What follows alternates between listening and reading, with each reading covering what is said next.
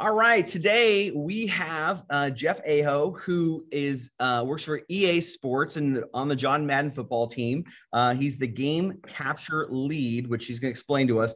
He's been with them since 2002, 19 years with Madden and EA Sports. Man, Jeff, thanks so much for being a part of this today. Very happy to be here. Very happy to be able to talk to you about this. So game capture lead, what is that? How does that impact the game? What is that? Sure. I run a group of about 30 contracted employees right now, and my teams capture gameplay footage from all of our franchises across all of our sports titles from Madden, FIFA, NHL, UFC, as well as I have a division that does nothing but our games franchises. So they handle things like Battlefield, Knockout City. We do Capture 4, we do Capture for Need for Speed, any of our other titles that don't fall under our sports division. And what we do, my teams are kind of siloed off. We have a Madden team, a FIFA team, and an NHL UFC team, and they go through the game daily and they're looking to capture footage. And it's basically playing the game, getting a really cool animation to happen, and then they record it. So we have different ways we go about doing it. All the tools on different teams are unique. So part of my job is to try to bring them all together under one umbrella. But what my role is to manage the resources, manage the scheduling, and manage the flow of communication between my teams and our partners, like production partners and dev partners, because we work with pre-release builds all the time. So when we're marketing Madden, the game isn't out yet, so we don't have a final game to work with. So we have to work on a game that's not ready, not final. So we're constantly dealing with capturing around bugs. Sometimes you'll get a play that looks perfect, and you'll go in and you'll see an arm clipping through a guy's chest, and you can't use that play. So you have to go back and recapture again and redo the whole thing over. So yeah, so my teams are the guys that do that. They, like I said, I've got about 30 across my whole division. So Jeff, this is like actually like you're getting real game footage. Like you're not bringing Tom Brady to the studio to go run around and throw balls. Like you're going onto the game and you're getting the real footage and putting it in there. How long has Madden done this? How long has that been all along? Since about 2003, 2004 is when we started doing it. I was hired as you said, I started in 2002. I moved from Texas to Florida, and I was hired on as a tester, worked in testing for 6 months. My lead liked me, knew a guy who worked in the marketing department, and he needed support. What they were doing was Monday Night Football. John Madden, who was an actual announcer back, you probably remember John Madden as the announcer. When he was on Monday Night Football, he, because of his game, he would do a promotion every week where he would show off, this is how the Cowboys will beat the Eagles in 3rd and short. Yeah. And they would tell us, we would come in Friday nights or Saturday nights around 4 o'clock, have a production call with John Madden, and he would say, okay, I want the Cowboys to run a sweep to the right, and I want them to do this and this and this, and then score a touchdown. So me and this other guy, Jorge Urban, would sit there all night, Saturday night into Sunday, and run the play until it was absolutely perfect. We would record it to a tape, and we would courier that tape to Dallas if they were in Dallas, or Philadelphia if they were in Philadelphia. And then John Madden would run that on Monday nights, and he would draw over top of it. So that was like the very first iteration of what it was, of what our game capture was. Jorge was there doing it first, and he was taking back of pack screens. So like everyone's seen a pack, right? Like I have here, this lovely Madden pack, these screenshots like this with Tom Brady. Like my team goes in and takes these screenshots. Right. So we'll go into game, and we will, this is a normal cutscene from the game, NIS sequence, non-interactive sequence. We will go in, and we have tools that allow us to take the original camera and break it away. So we'll pause the game, we'll run a script, it'll break our camera, and then we can put that camera anywhere we want in the environment. Wow. So you can put it up in the blimp cam. You can literally go under the field and look up, and like there's nothing there. So people are running on glass, which we've done in a couple of past videos. We thought it was cool looking, and didn't come off so well because people are like, where's the field? Right. So it's creating content like that. The way I like to describe it to people is we're literally shooting movies where we can just run a take over and over and over and over and over again. Because if you want to get CeeDee Lamb getting a big touchdown from Dak Prescott, you just run that play over and over and over until you get the one you want. Okay. And then you go into instant replay mode and you just fly your camera around and make sure it's clean, doesn't have any bugs. And then one of my teams will save that replay off, and then they send it to another one of my teams who will actually go in and rebuild the camera that you would see in one of our commercials then. So probably some of my students who are watching this later on recording are probably sitting up in their seat right now and saying, okay, this guy gets to be around video games and the capturing of all of the video and all of this stuff and all of these things that you're doing. You're from Texas. Did you grow up a gamer? Where'd you go to college? How did you get into your job now? I did. Yeah. I grew up playing on the Super Nintendo with, NHL 95 and Tecmo Bowl, Tecmo Super Bowl. Me and Brad and my brothers, we would be punching each other in the arm, when the other one scored on us in Nintendo. And then I went to college. I graduated from Keller High School. And I went to college at Baylor. And then at Baylor is where I really kicked into video games hardcore, because we were in the dorm and a couple of guys had the new PlayStation systems. They had the new Madden games. They had all those types of, all the things that my parents didn't get for us because we were playing football and we were doing all that stuff. So that's where it kind of kicked in for me, was, competitively just couch play next to your buddy and, playing a game of football, because I couldn't play football anymore. So I had to have that different outlet for it. And that's where the video games kind of took over.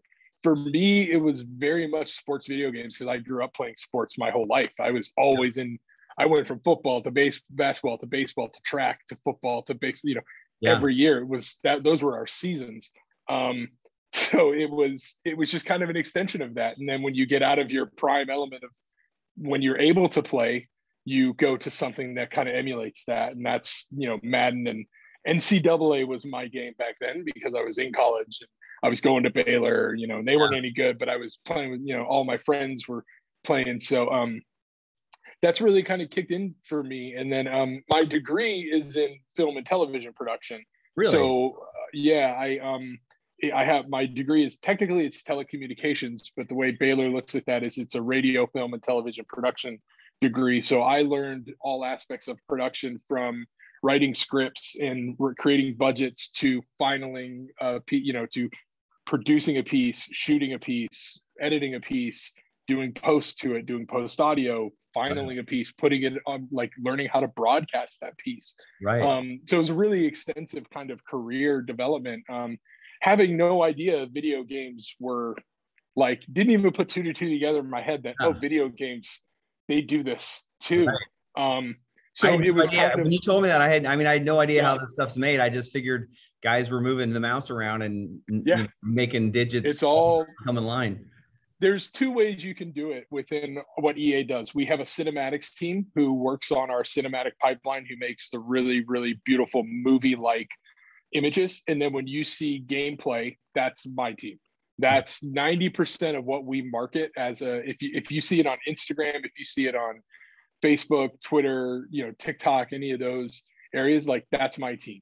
Okay. So if you see assets for EA, 95% of it comes from my group of people, and they do it all the same way. A rehearsed play where a ball is caught in a really cool manner. It's sort of a video production as opposed to the actual video game.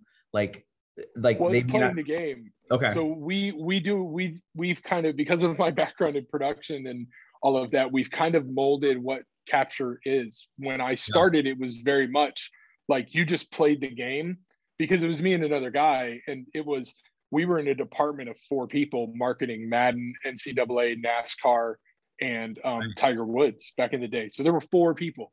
It was 5. It was Todd, the head of the group.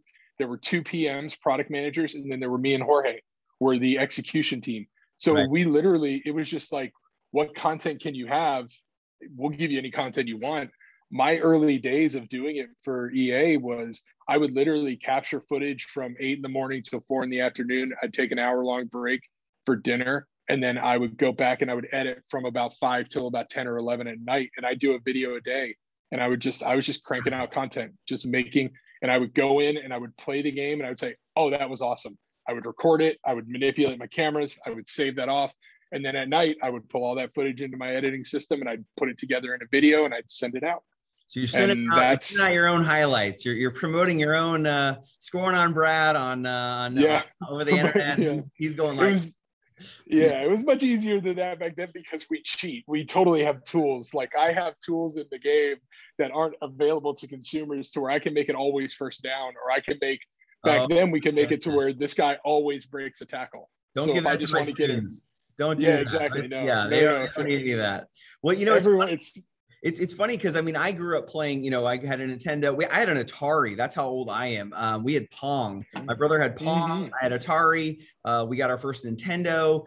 Tech Mobile on the original Nintendo is what I would say is my favorite game ever. No offense. It's just it has a special place in the heart to drink Dr. Pepper and eat Doritos and play Tech Mobile. And then when we got the Sega Genesis, Madden 93 was legendary in my dorm. I mean, we were on the coast in San Diego, and we had blinds that would, like, we were looking at the ocean literally, and we would close the blinds because the sun was reflecting on the ocean. And we couldn't see Madden football very well. Madden had such an important part of our lives. And then of course, some of our guys in our hall got the Super NES with the Super Tech Mobile and all that stuff. And but you know, it's interesting what you say, because I watch, like, I love the show Ted Lasso, and it feels like sometimes, and I don't know if this is true or not, but it feels like sometimes their game footage of their soccer game is video games, just because it might be easier to, they look so realistic. Like when you show me things on Madden and then you show me like the real players, they are so similar and they're so like they match up so easily.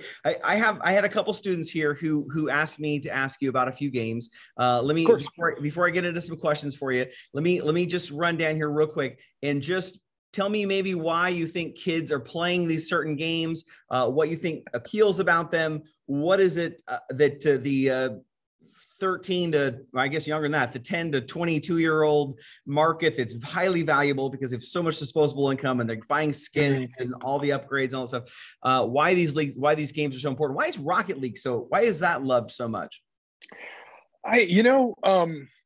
I liked it because it's a spin on something very simple, but it gives a little bit more excitement and it adds a little bit dimension to it. I don't know if you remember way back when there was robot baseball. Yeah. I don't know if you remember this on Nintendo, where you could have a robot, like your team was robots and you had different special pitches. Like you'd have one where it would throw 3 balls and then they'd all come together as one and you had to time it. It was baseball, but it was like future baseball. This is like future soccer. And I personally think the rise of online, the rise of online and like kind of the way subdivisions in this culture and the way that like adults now are looking at it with kids, like my kids don't go outside to play. My kids go online to play because all of their friends are online. So they're socializing. They're not just wasting away. Back when you and I were doing it, our parents thought like, oh, you're just mindlessly running through something and you're not talking, you're just zoned in on a TV all the time, which is fairly true if you weren't doing couch play. But nowadays, that's not the case. Like you're in Rocket League, you're playing, you and a buddy are playing 2 other dudes from Canada or from China or from England or from wherever, and you're socializing and you're meeting new people. And I think it's kind of, it's just developing into this thing that's the availability of the internet allows it, right? Because I can tell you right now, if I had the ability to play my friends in Madden from his house back when I was 12 years old, you better believe I'd be doing it. Because bragging rights and the competition and all of that. So I think the expanse of that, I think Rocket League is simple to pick up, simple to play, and it's very, very difficult to master. It's one of those things where you see the guys juggling the ball and flying through the air and knocking it in from, mid-court. I have no idea how they do it. It's like watching that to me is just like, whatever, let's load up Street Fighter and I'll beat you in Street Fighter. You can. I mean, all that, right. So Call of Duty Modern Warfare is one of the ones my kids, and by the way, these are probably the 2 online non-sport games. Well, I guess Rocket League is a sport game, but like the 2 games that a lot of my students claim they play the most. What is the appeal of Call of Duty? Man, I don't know, because I think Battlefield's so much better, personally. I don't know what that is. I'm kind of out of it. I'm not. Yeah. I'm not as hip as I used to be. I think what Modern Warfare does incredibly well is they market their title very, very well. Okay. I think I personally don't play a lot of it, so I don't want to speak out of turn and I don't want to speak negatively of it. And I will say that all of these opinions are mine and mine alone. These are not reflective of EA. So I want to put that down.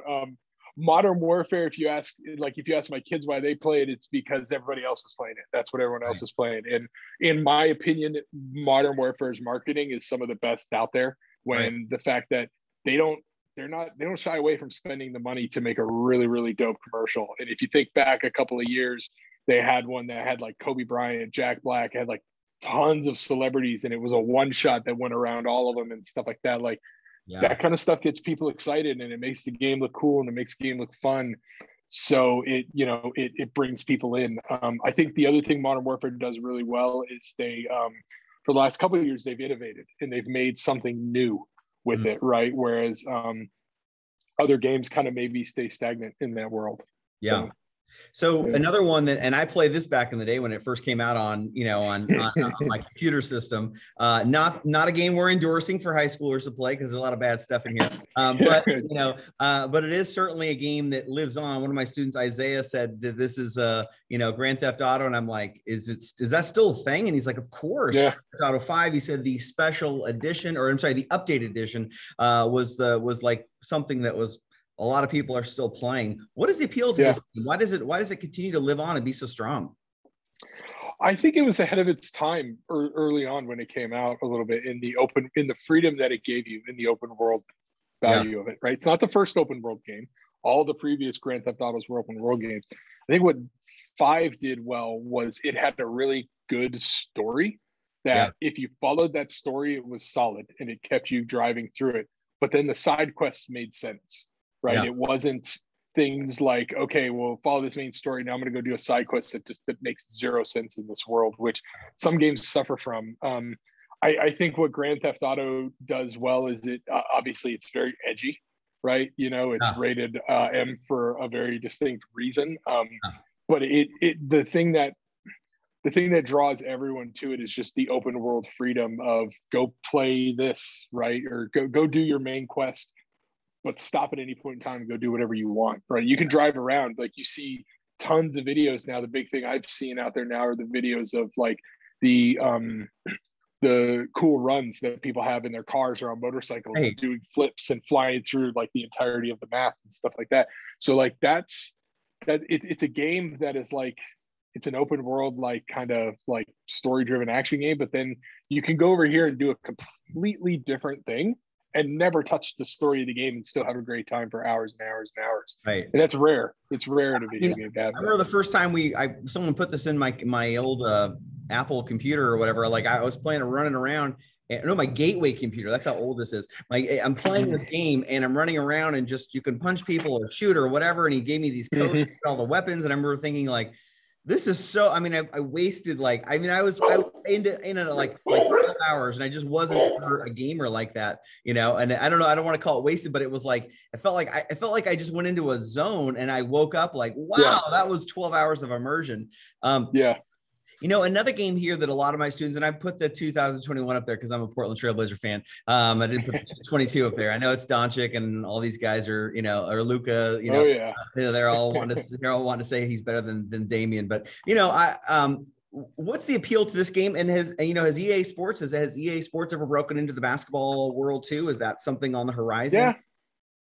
We've had it. We've had our EA NBA live for a while. It's just 2K has a market share that's really, really hard to go after. And again, they spend a lot of money to hold on to it, rightfully so. Yeah. The reason this game is popular is because the gameplay is rock solid, or it was a few years ago. I think they're suffering personally from a little bit of fatigue in that they've relied a little too much on expanding the rest of the game and not as much core gameplay. But when your core gameplay brings you like a 90 plus Metacritic game, years and years in a row, you don't really need to change too much. You don't fix what isn't broken. Right. The other thing that they do is I think 2K does a really, really good job of immersing the culture of basketball into their game. And their story mode, their street mode, I don't play it a lot, so I'm not going to speak very intelligently over what it is. It's not because it's a competitor. I just don't play basketball games personally. I don't think the gameplay in basketball games is realistic at all. It's just too frustrating for me to all of that. NBA Jam, he's heating up. He's on fire. Oh, well, no, that's a basketball game I'll play 100% of the time. Yeah, all day long. I love that. Love that stuff. I prefer arcadey style of games like that.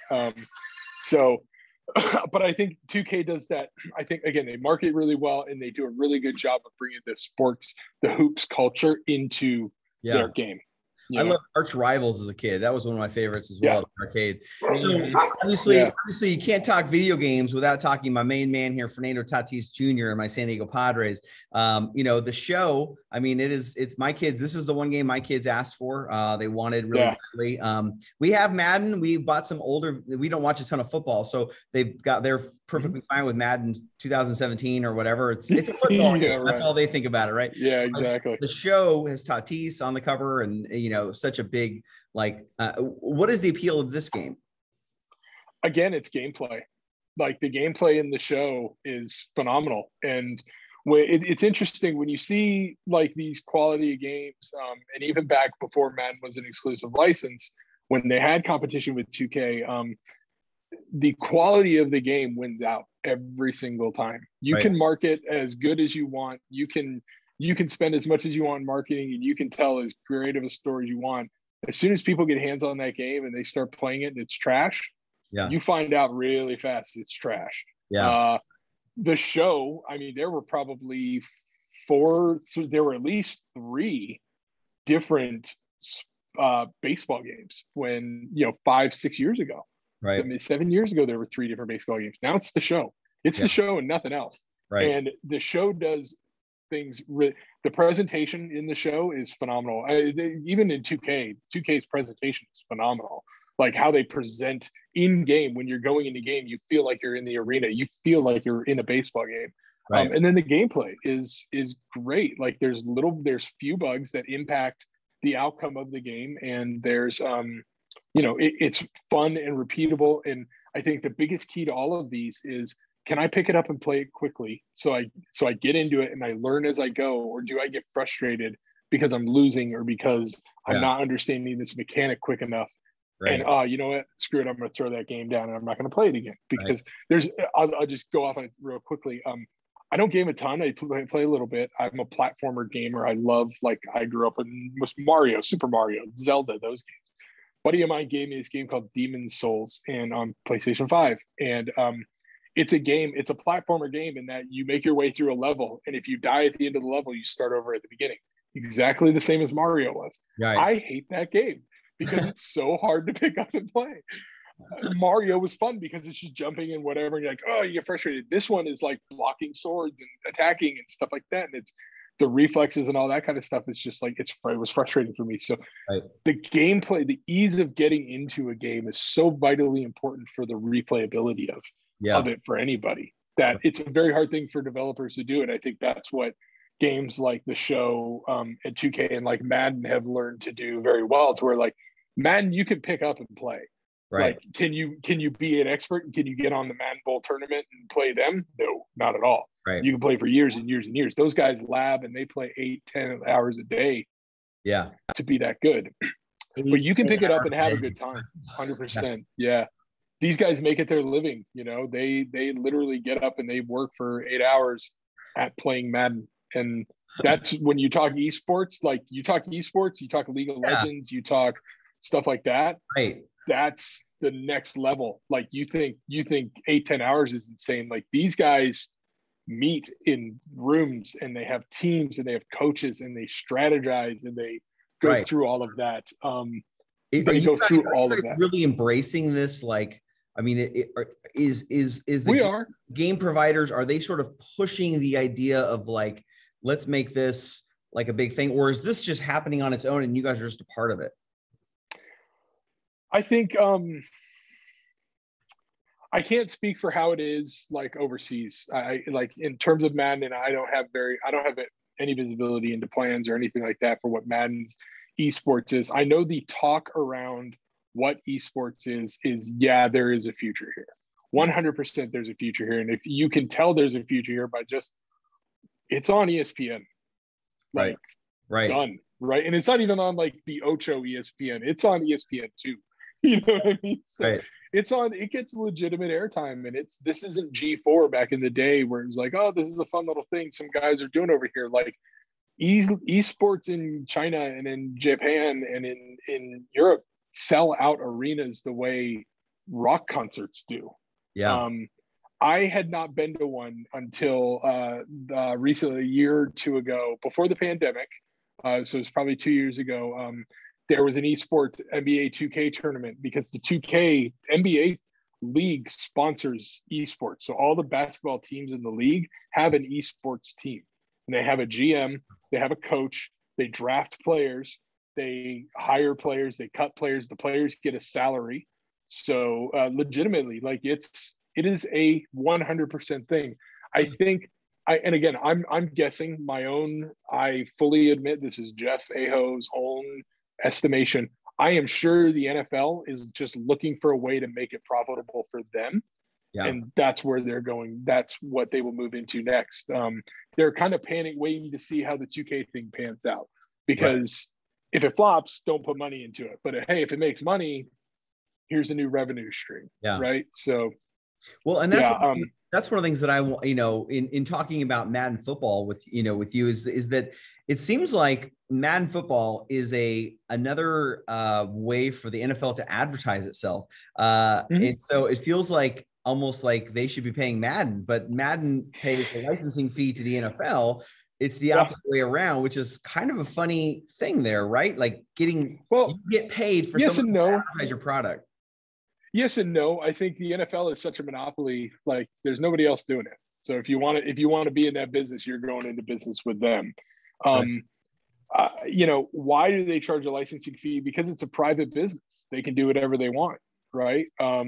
It's all private. So I personally, you and I can't get together and go print up, use like Packers gear or like Cowboys gear. Right. I can't do that because they own those licenses. So we pay a licensing fee to get the rights to use those licenses, to get the rights to use the players, the player names, the player likenesses, the player images.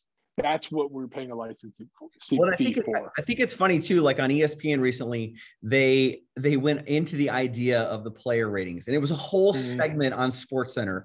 And my kids are sitting there watching this because we don't really play a lot of Madden, and they're like, wait a minute, the players are aware of, when I worked for the Chargers back in the day, I remember we had a guy named Von Parker who was our left tackle, and he was the best player in the clubhouse for the Chargers. And I was talking to him one day about one of the commercials that Madden did, and the guy says, "Man, that doesn't show my breakaway speed," like that. He said just like that into the camera, and Parker was like, "Yeah, that commercial." The Madden game, he felt like didn't fairly reflect this player either, who wasn't on the Chargers. I think he was on the Packers or somebody. He was on someone else. Anyway, the ratings of the players have become a story. How does this happen? It's been this way for a couple of years now. Not even a couple. Like I would say 10. 12 years. I remember hearing stories of players calling the office and wanting to talk to the ratings czar because their speed is completely wrong. There's no way I'm a 79 speed, man. I ran a 4.340 and blah, blah, blah, blah. It's it matters. It matters, man. It's bragging rights. It's everything. Now, what we have now, we have our 99 club, players like Travis Kelce, Patrick Mahomes, Devontae Adams, Jalen Ramsey, Aaron Donald, like they're part of the 99 club, and it's a big deal. Club. It's all 99. Yeah, they're overall 99 players, like my boy Aaron here. They get plaques, they get gold cleats. It's a big deal that we do. Yeah. So it matters. It matters to the players. It's it's when it's I don't know why it matters to them. I guess if it were me, I would say, like, if you're grading me and you graded me lower than I think I am, I'd be slighted by that too. You know, like all the effort, all the work I put in to be here, and then all of a sudden you think I'm some 79. Like, no, that's baloney. No, that's wrong. Players talk about wrong. this on the field, like what, you're a 99. Yes. I just took you out, buddy. Like you're a 90. Like, I mean, that's got to be. I mean, that's such a funny thing that they do there. It is. It's becoming. It's part of the culture, right? It's, you know, and that's what Madden has become as well. You know, I talked about a little bit how the 2K brings culture into their game. Madden has become culture outside of the game. Like, it's amazing. You and I grew up. I knew John Madden as an announcer. My dad knew John Madden as a player and a coach. Right. My kids know John Madden as a video game.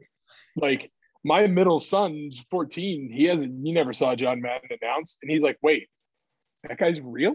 That's just like a cool name you guys made up?" And I'm like, "No, that's a real dude. Like, I've met him. He has the biggest hands I've ever seen in my life. They're huge, you know. Really funny guy. But yeah, I think the thing that is amazing about Madden and what has sustained it for so long is it's become a part of the culture, and it's become a part of the NFL. I mean, Madden is we like to think of ourselves as representing the 33rd franchise in the NFL. Right. And we truly are kind of becoming that, because we're the only other franchise that is as embedded in the game as all the other franchises are, right? We do the AWS, the Amazon AWS live stats that the NFL tracks with the shoulder pad information. Like, we get that information, so our game is as accurate as possible. Devontae Adams runs his routes the way Devontae Adams runs his routes in real life. Like, you'll see him run a route, and then you can pull up that route in Madden, and he's going to run it the exact same way. Right. I remember, you remember when the Madden game first came out, the very first John Madden came out on Sega Genesis, and my friend got it. We were over there playing it before the Super Bowl or after the Super Bowl, somewhere in there, and a player gets hurt, and they drove an ambulance on the field, and they would just run people over, like to get the guy that was hurt. And you know, it was just a crazy. And you know, in the Chargers locker room, I remember the team would be out there practicing, and our punter Darren Bennett, our kicker John Carney would be in there playing Madden together. I remember Darren Bennett kicking punting a ball about 50 yards out of bounds. He's like, and he was Australian. He was like, I'd never do that. You know, it was just such a funny thing to see NFL guys play this. You know, when it comes to, you know, I mean, it feels like now it's unlimited the way the marketing can happen.